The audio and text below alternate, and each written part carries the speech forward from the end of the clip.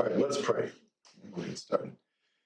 Thank you, Father, for the privilege of wrestling with another issue, and pray for Will as he presents and our discussion time afterward that it would be profitable.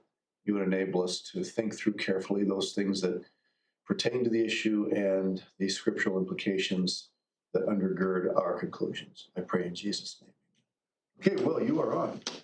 All right. So this case study was called To Drink or Not to Drink, and it's about a student named John who was previously in a Bible college school. It doesn't give a name for the Bible college, but he visited France for a couple summers and then decided to enroll at the University of Nantes. How do you say that? I'm not sure. Nantes. There's a lot I'm not sure how to say. But he enrolls in the University of Nantes in France, and he really didn't know much French, so he was hoping to connect with a lot of French students in this university in the dorms. And while he was also in this city, he worked with a church planting missionary family named the Smiths, and they were looking to plant a church in this city. And as I said, before coming to the city of Nantes, John went to and graduated from a Bible college with a very strong focus that was against drinking alcohol. And the case study also stated that the missionaries that he was working with warned him about missionaries that they had since worked with in France that were invited into people's homes and would drink wine, and this would lead them down a path that would make them an alcoholic. And they just warned him and encouraged him not to drink so that he would not go down the same path. And also John's father, the case study states that John's father was an alcoholic, and so John must have been familiar with the troubles that drinking could have brought. And story then goes into John being invited to his professor's house for dinner with a couple of other students. Professor Piaget, Sounds good. is that a good way to say it? Professor Piaget's house, and he taught at the University of Nantes. So was obviously John was obviously a student of him, and in France, it was a great honor as a foreign student to be invited to the professor's house. And so John would obviously look to not offend the professor and be open to the cultures. But when it came on the night of the dinner, as when they arrived, the professor offered the students an alcoholic beverage that they would tend to drink before the dinner to I looked it up, and I think it said to prepare the stomach for before a meal or something like that. And but since John had been taught before in his ways at Bible college, and he took the warning from the missionaries, he refused to drink the alcoholic beverage, and instead he was offered a lemon drink instead for before the dinner. And during the dinner, John was offered a glass of wine, but again, he refused. And this time the professor was not too happy about it. It created an awkwardness in the mood of the conversation and just among them. And he was offered it yet even again throughout the meal, which made the professor even more angry when he refused it yet again, and instead during the meal, as I said before, he had a Coke, not a Pepsi, but Okay. he had a Coke instead of wine. And after the dinner, the students and hosts were just having a casual conversation, talking about different subjects. And the whole time, John was just thinking about, man, did I really make the right choice in refusing all these times? And is it right of me to still refuse even if he offers again? Because am I doing what Christ would do in offending my professor, and is this going to prevent me from having a gospel sharing opportunity with him? And so, as throughout their conversation, the professor left for a little bit, the case study said, and he came back and returned with a tray that had a flask on it, and some nice glasses around it for them to have a last drink before they all left. And he emphasized to John and to everyone, so that maybe even John could be pressured into making a decision into actually drinking it, that there wasn't that much alcohol in it as there was in like the wine that they had before. The case study said it was a type of cider, I believe. I can't remember what kind. I didn't write that down, but it was a cider with a little bit of alcohol in it. So he was hoping that John would finally drink some. And then the case study ends with John having the anxious decision of having to decide whether he would offend the professor yet again or give in and finally drink. So the main characters of this story is obviously John, who's the student in France working with church planting missionaries, and supporting characters would be the Smiths, who were the church planters, and Professor Piaget, who's John's professor and dinner host. And the issue that this story presents is John having to make the choice of drinking the alcohol or to refuse once again. And this is an issue, obviously, because of the culture in France of drinking wine at the dinner party, I guess you could say, and causing offense shown to Professor Piaget.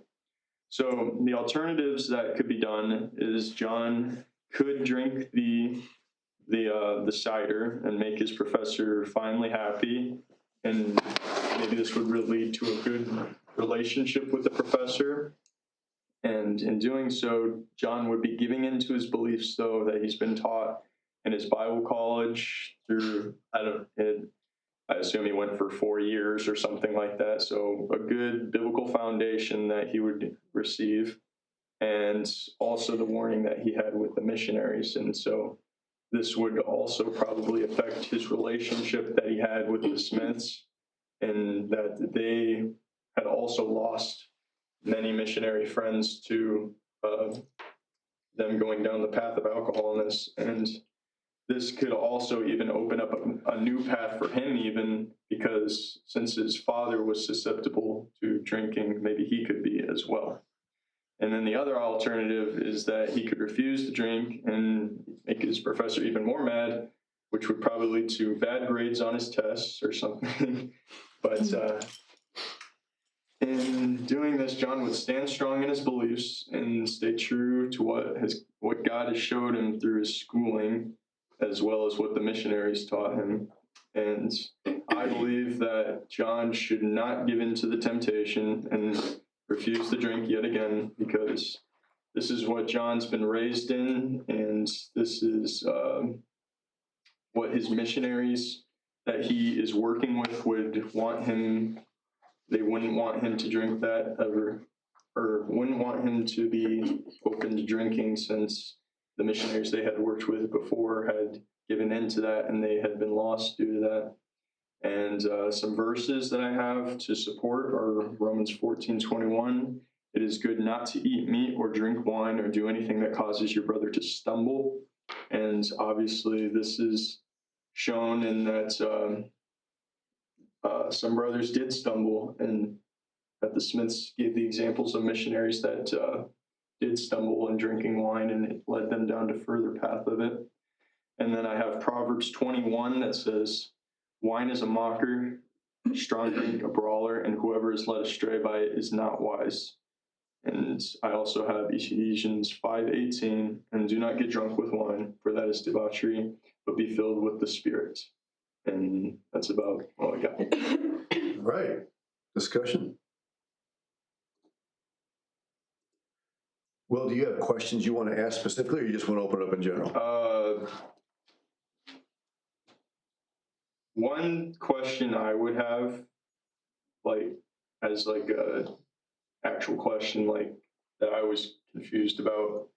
I found a lot of verses in the Bible that say wine is like these 3 verses I gave, and like I only picked 3 or more to pick from that say like don't drink wine and such. There were like 2 that I came across from Paul and Timothy that say like drink wine for instead of drinking water, drink wine for your stomach's sake or something like that. I was wondering if this is along the lines of like obviously he's not encouraging him to drink just for entertainment's sake, but if this is just like a medical concern for Timothy or something of the sort, says I didn't know if that would fit into this case study or not. So I figured I could bring that into the discussion. Good. Let's see it there. Yeah. I don't know exactly where I've heard this or maybe read it or whatever, but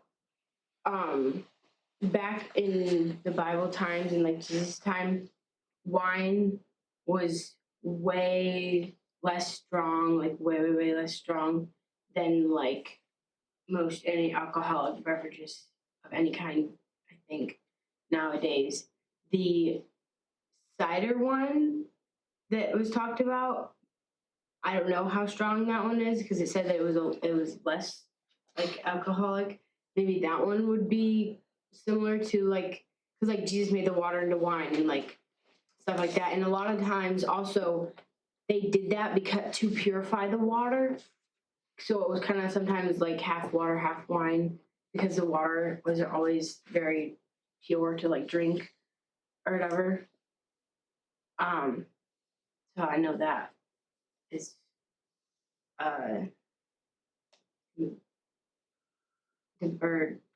So let me ask you this. Are you saying then that if you get the alcoholic content down to a certain level, then it's okay? I don't really know. I'm just saying that's in the Bible. I know that, or I've been told that it's a lot less like alcohol in the wine, so to speak, and Jesus drank it. So I don't know. I don't drink wine or anything like. Obviously, I'm not old enough, anyways. But like, if I was, I probably wouldn't, anyways, or whatever. But to kind of answer your question, or like put that out there. Others, let's chime in. It's warm in here. I would say it's a difficult question because I know someone would probably look at the case study and say, well, the answer is simple. You should just say no, you know. But there's a kind of a hard situation involved with the culture itself that he's in because I think I learned it in cultural anthropology that I'm currently in right now. But like French people, they actually hold to a very formal, very like high uncertainty avoidance, like sort of cultural sort of makeup, despite being like a European culture, like kind of one of those weird ones. And so like everything's a lot more formal and there's a lot more of a hierarchy with like social class. So it's like, it's not just an offense that we would take if he says no to it. It's like something on a greater level to like refuse your professor, like this sort of normal, formal way of doing things. So I'd say there's a lot more weight to it, him saying no. More so than just like, oh, well, you know, he just doesn't want to drink alcohol, you know. So, but it's also because like in the culture, it's like, it doesn't matter if you like alcohol or not, like you drink it because your professor, the person that's above you, you respect them and you want to make sure that like, you know, you're not disrespecting them, like that. So. I was thinking it too. Hold on, let me get my thoughts together before I start. Never mind, someone else go first. I still have to think. You can go first. Kind of just thinking about the cultures over there. They start, well, especially in like France, they start their drinking legal age is younger. Mm-hmm. And it's like kind of like what you said. It is a huge part of their culture, but kind of just because I was more curious, when I read the article, I looked up a lot of like the wines that they use. There is a lower alcohol percentage for the ones that they drink more often. And so I don't know what kind, like, it's a lot different than what we think here in the States, because a lot of our alcohol contents are way higher at everywhere. I mean, my childhood, I grew up around all of that. My grandparents owned a bar for many years. And like, there's a lot of different things that become socially, and there's ones that are more purely just because of that's how they do things. But from what I looked at, because this is more France, a lot of them have, for their ones that they do more for like social, they are a lower alcohol content, I guess, which I would say that in that instance, it would really be he could take it, because in some cultures you could take it without even drinking it. You taking it is still showing like a symbol of kind of like, oh, what was the word I was looking for? I lost it. But a missionary that I had talked to that was in that culture, she'll take it. She won't actually drink it. They will hand it to her, but as long as she has it, kind of like, And like just carry it around all the time. Or she'll carry it around for a little while and kind of drop it off in the kitchen or something. So like, but they're kind of still with more symbolization of like, kind of like you accepted their like something. Seems like a thing, but yeah, I wouldn't say that I would do that, but they're keep like a balance of that. Some people do. I think that's like a very interesting take on it. Like obviously I'm not disagreeing with you, but like obviously John's not giving in to what he's been taught then, because he's not drinking it. Yeah. So it wouldn't be going against anything per se, but yeah, it's a good way of looking at it. Do you remember what you were gonna say? So I think that is like another solution to consider. But I was thinking, like, if he were to drink it, or rather, if he were to drink it, it would be like he has pretty strong convictions against it. And like we talked about a little bit, like from the very first case study, about how like going against your convictions is a sin, when you have like those strong convictions like that. And so I think if he were to drink it when he felt the way that he did, and he felt like such strong convictions about it, it would be a sin for him to drink it. And also, like, thinking of it in the cultural aspect, when Jesus came, he was like very anti-cultural, like the Pharisees, and like to Jewish culture in general. And like he made people angry, and like people didn't like, Jewish leaders didn't respect him, and he went against their culture and stuff like that. But that was the testimony, like that was a testimony in itself. Amy, can I just comment on one thing you just said? Jesus was anti-cultural. Yeah, I don't know if I used the right Well, word. let me give you something to think about. No. The Pharisees were a subculture within Judaism.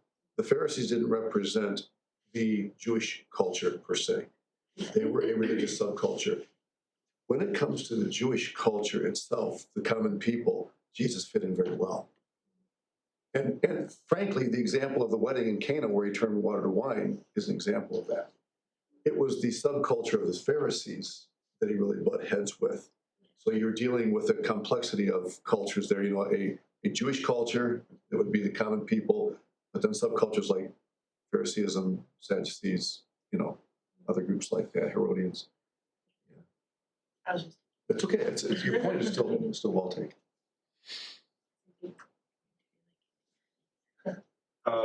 So Jade and Kenzie brought up though, what was I going to say? They brought up how it's a high, and I stated at the beginning of the case study how it's like a high standard for you to be drinking in these kind of situations in France. What kind of consequences would John be? Like, I made the joke that he would get bad grades on his exam from his professor, but like, what kind of consequences is he like taking because of this if he were to refuse? Like, what is he doing just besides offending his professor if it's such a high standard? What do you think? It seemed like The way I thought I understood it from the case study is he would be basically he would be cutting off any further relationship with this person Gotcha. by continuing to do this, and he wouldn't be able to share the gospel with him because he would have basically shunned his friendship. So what if, what if like when in refusing though, he explains why? See, that was one thing I was thinking about. Is like maybe afterwards he approached the professor. I don't know because you did mention there's like a what's the word? There's like distance. Yeah. There's a goodness, my brain just went blank. But there's that social, there's that like a leadership distance, or high power distance. That's the word I was looking for. A high power distance between a student and a professor. So I don't know if he would have the liberty to go and approach his professor, but if he was able to maybe be like, I'm so sorry I offended you. This is why. Will you forgive me? Kind of that kind of a thing.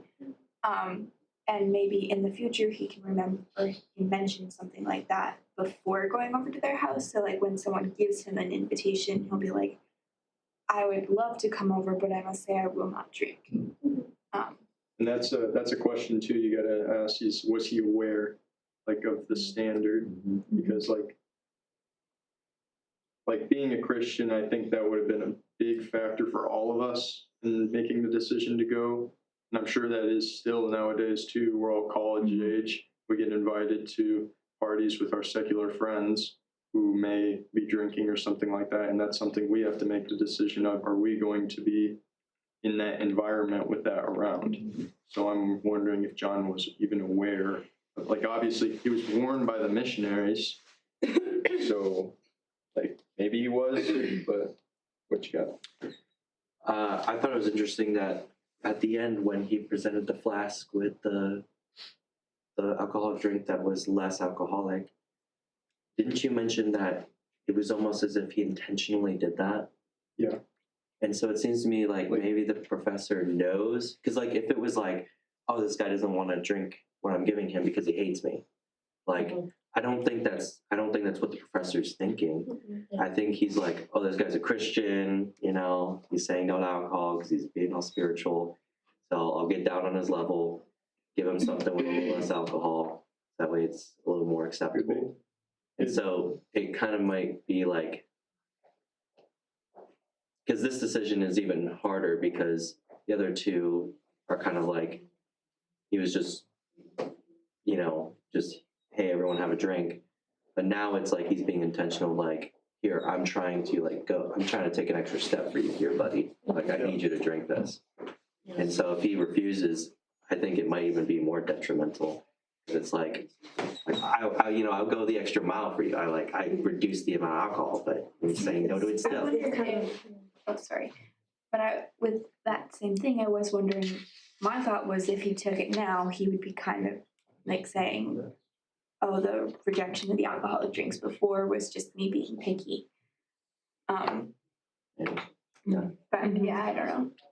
Putting your two comments together, your former comment and yours, I actually wondered if maybe the professor is demonstrating more a low power distance approach here. If he's inviting them over to his house. I mean, in some cultures, you just would never go to the professor's house. He's inviting them over and he's actually taking steps to try to connect with the student. In a high power distance culture, at least a very high power distance, that probably wouldn't happen. So even though there is a hierarchy and all that, I think he's making a genuine attempt to connect with his students, you know, and that really smacks more of a low power distance approach. Yeah. Good, these are good. What else?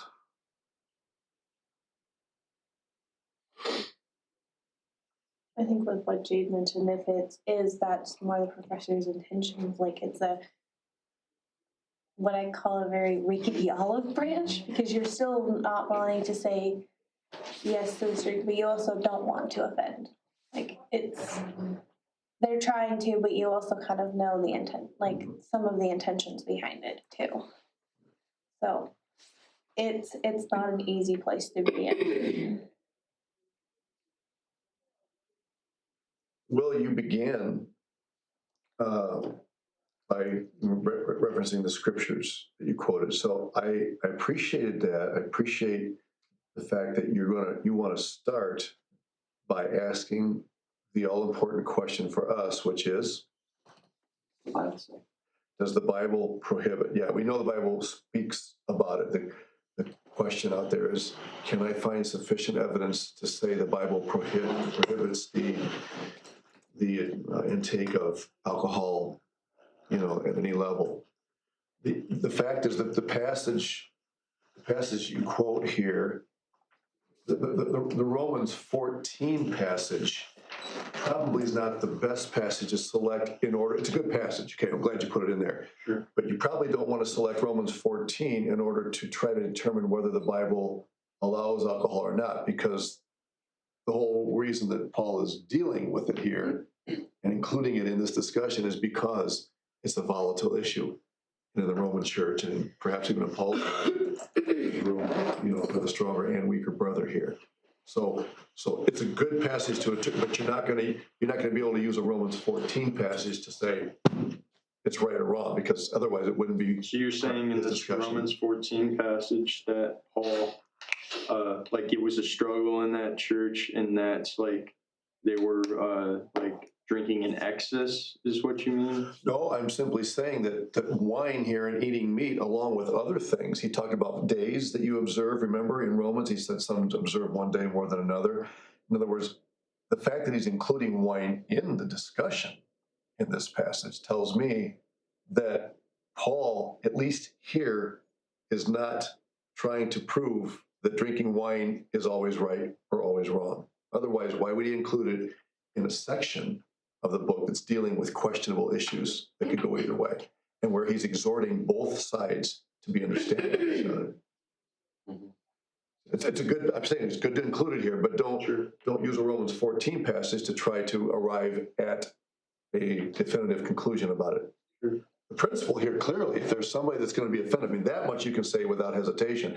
If this is going to cause offense on the part of someone, then forget it. Don't do it.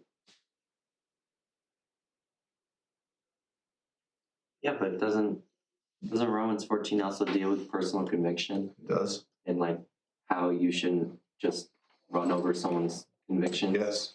And how your convictions are really important? Yes. So in the case of John here, probably shouldn't drink it. Yeah. So can we take a straw vote? Or would you rather not manifest your feelings on this?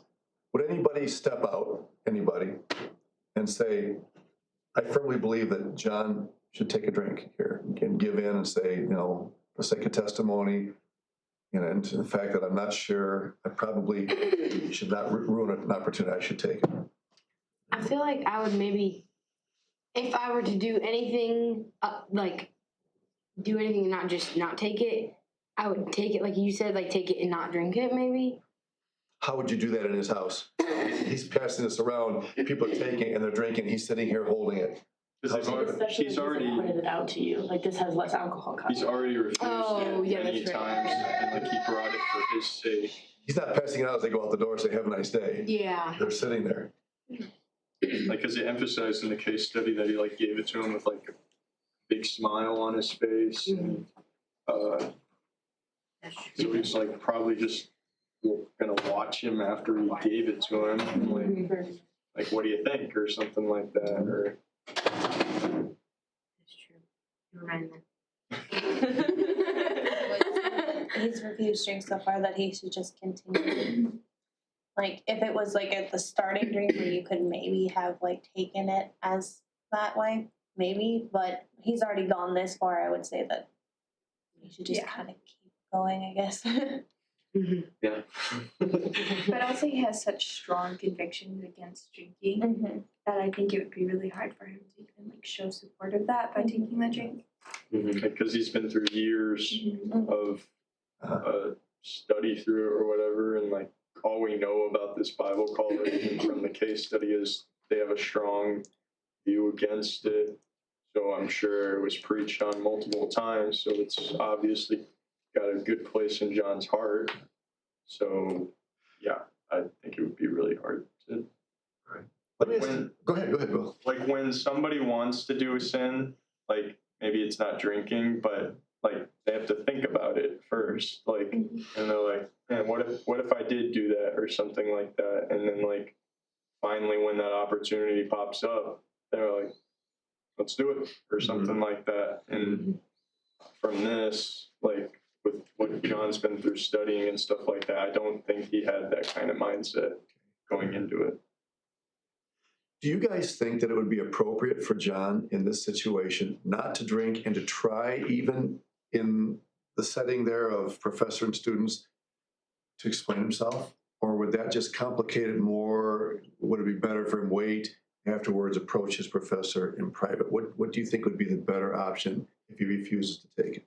I would go with the latter option where he goes to his professor afterwards, rather than making a whole scene about it. And go to the professor afterwards in hopes to like try to explain stuff even if they really don't understand. At least you're gonna try to explain yourself like I was not trying to offend. Or even like with his friend who he drove over there, he can like on his way back, and even maybe going up to his classmates afterwards. I'm sure he's a lot closer with his classmates than he is. I just don't understand why he didn't tell his friend like before this. He's literally in France, and he's just like didn't say anything about alcohol. Okay, now, we live in a real world, right? I mean, before you go to the field, you're told, study the culture, know these things. But no matter how much you try to study and be prepared, sooner or later, something is going to happen that catches you off guard.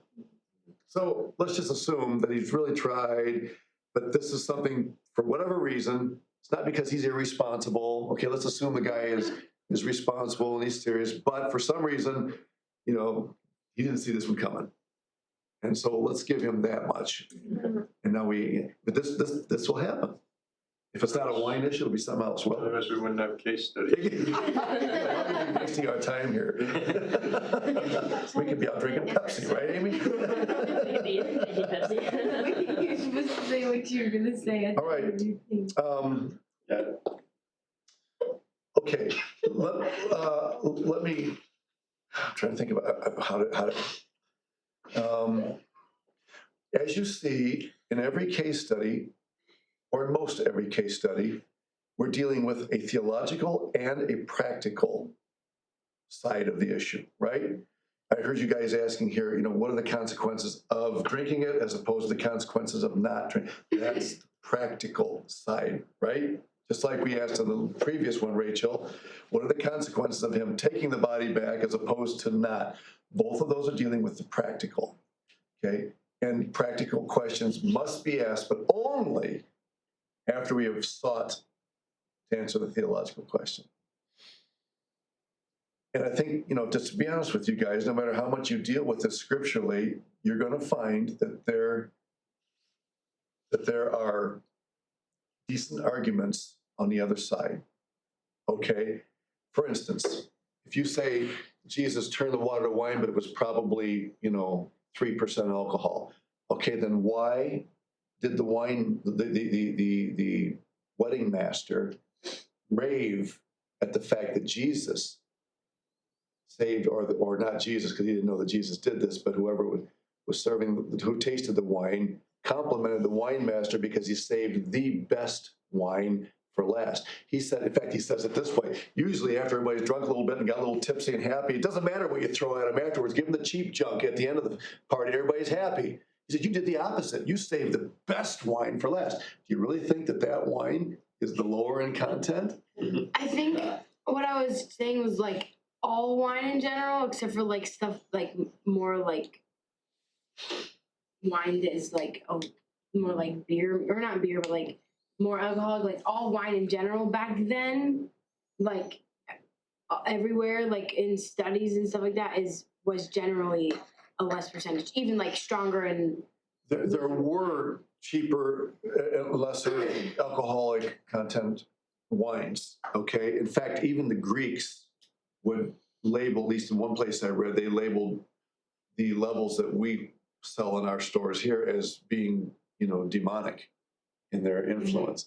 So there were the common people, but all I'm saying is that that when Jesus turned the water to wine, okay, I don't think he turned it into the kind of wine that people daily drunk. And I believe there's a specific reason why he did what he did related to the kingdom prophesied in Isaiah 25. But anyway, that's a different. So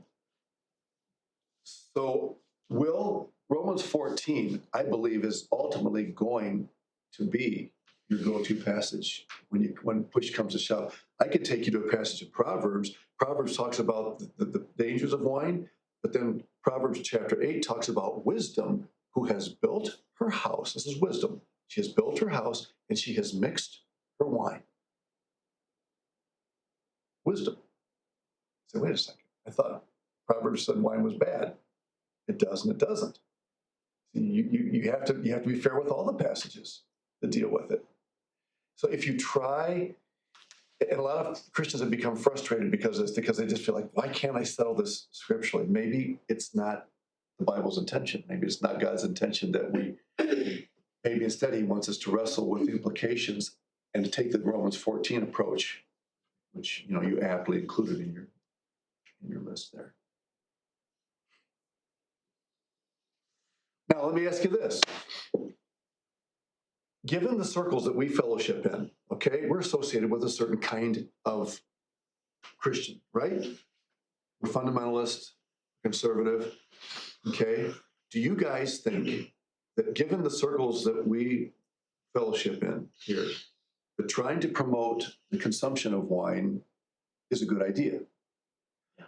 With rare exception, and I think this is part of the problem. You've got guys that are part of I say guys, because I'm speaking a lot of pastors and leaders that are trying to push this.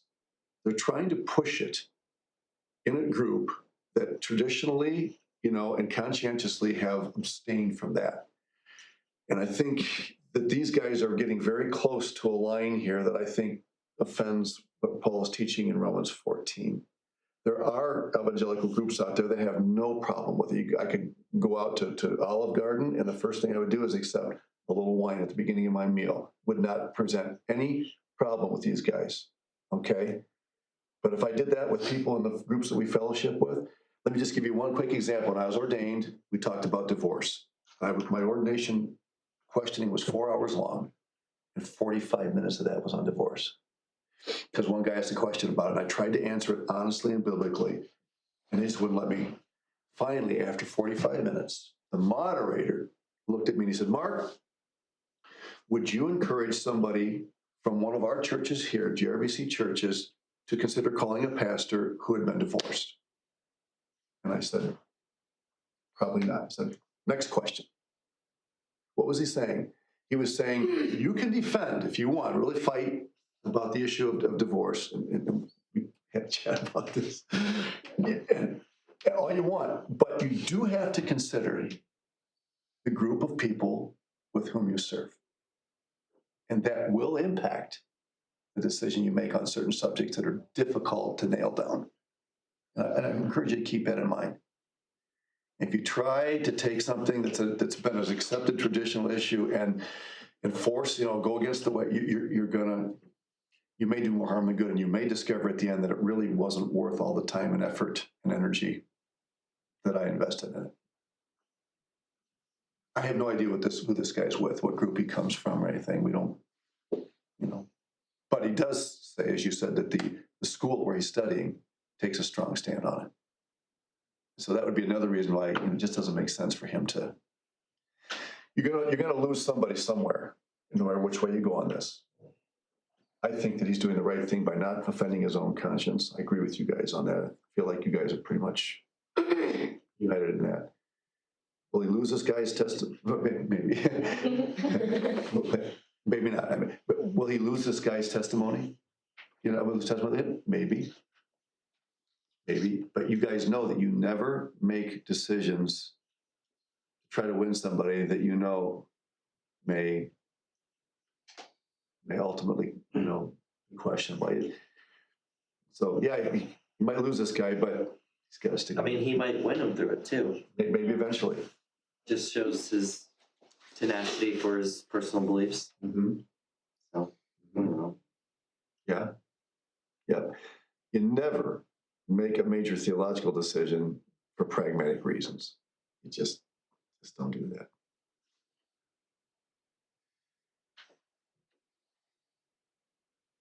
Any other comments about this that you have? Will, are you satisfied with the discussion, or is there something else that you've been? I mean, I was just kidding about the whole thing. Amy was right. Party hard. You know this is being recorded, right?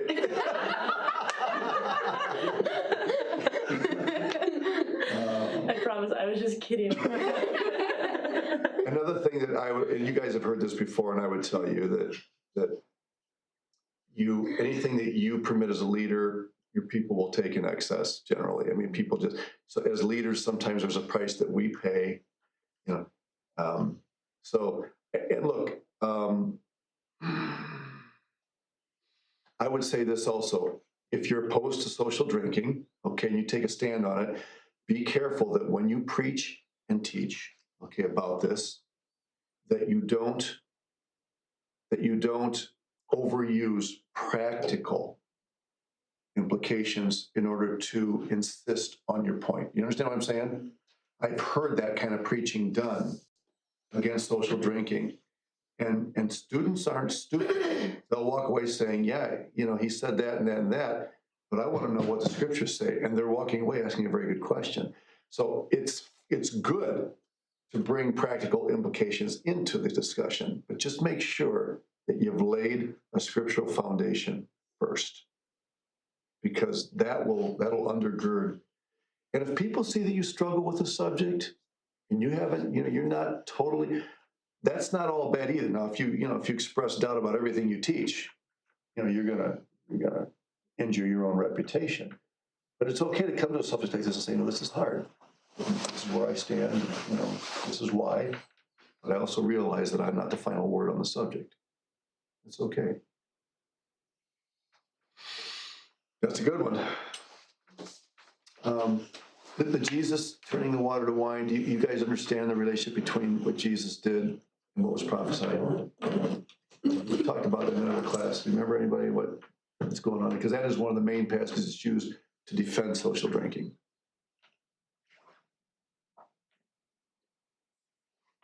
What was it about Isaiah 25 that had to do with what Jesus did? Does anybody remember that from another class? Doesn't that have to do with the marriage feast? Yes, which in Isaiah is pointing to what? What's really being prophesied in Isaiah 25 there? The kingdom, Yes. the return of Christ. Exactly. Isaiah 25 is prophesying the kingdom, and it's viewing the kingdom as a feast of joy and rejoicing and celebration. And there will be mixed wine twice. You know, Isaiah 25, he talks about the best meats and the choicest wines. Twice. So Jesus, by turning the water to wine, is showing that he is the one that's going to bring that feast to pass. Aren't there some though that believe that the wine that Jesus made was like grape juice? I read an entire doctoral thesis from a pastor that supported us actually in one of our supporting churches. He did his doctoral thesis on that subject, and he concluded that every reference to wine in the Bible is grape juice. Now, and I'm sorry. you know, in fairness to him, he did a very good job of presenting his case. I don't agree with his conclusion. I don't either. Okay, because the word, and you're not going to resolve this by the meaning of the word wine in Greek or Hebrew, because, and even if you go to an ancient English dictionary, you'll find the word wine used of both grape juice and alcoholic wine. So the Greek grammar is not going to resolve the issue for you. And he does acknowledge that in his thesis. He tries to interpret it contextually. I disagree personally with, but I do respect the work that he did and the conclusion that he came to. I respect him and his, you know, for that. But I just think, personally, I feel like he was forcing it a little bit to that Do conclusion. you think he like actually looked at how like ancient history went? Like, I don't know. Like the idea of like how cultures have kind of developed their own types of like alcoholic beverages and stuff like that. Yeah. I don't know. I don't remember. It's been a long time. That's so strange that like every reference to wine is grape juice. I didn't know that. Yeah, that's what he would say. That let me just conclude, time's about up, by saying this.